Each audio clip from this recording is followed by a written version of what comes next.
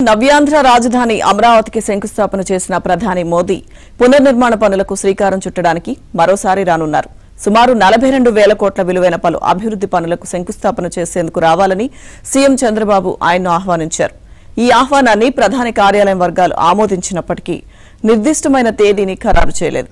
అయితే ఏప్రిల్ 15 నుంచి 20 తేదీల నడుమ ఏదో ఒక రోజు ఆయన వస్తారని ఏపీ ప్రభుత్వం ఇప్పటికే వెల్లడించింది. అధికారిక షెడ్యూల్ విడుదల కానప్పటికీ భారీ బహిరంగ సభ ఏర్పాటుకు సన్నాహాలు మొదలుపెట్టింది.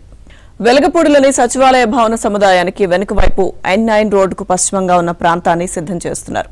ఇందుకోసం సదరు ప్రాంగణాన్ని ఆదివారం నుంచి చదును చేయడం మొదలుపెట్టారు. సుమారు 16 ప్రొక్లైన్లు, అలాగే 4 భారీ క్రేన్లు, 6 ట్రక్కులతో పనులు పెద్ద ఎత్తున మొదలుపెట్టారు. ఈ నెల 30వ తేదీన ఈ ప్రాంతంలోనే 30 నుంచి 40 ఎకరాల్లో ఉగాది ఉత్సవాలు నిర్వహించనున్నారు. ప్రధాని సభను కూడా ఇక్కడే ఏర్పాట్లు చేసే ఉద్దేశంతో విస్తీర్ణాన్ని 250 ఎకరాలకు పెంచి ఇప్పటి నుంచే సంబంధిత పనులు మొదలుపెట్టారు. ఇక ఇంకోవైపు తమకు మేలు చేకూర్చే విధంగా రాజధానిపై ప్రధాని మరిన్ని వరాలు ప్రకటిస్తారని రైతులు ఆశగా ఎదురుచూస్తున్నారు.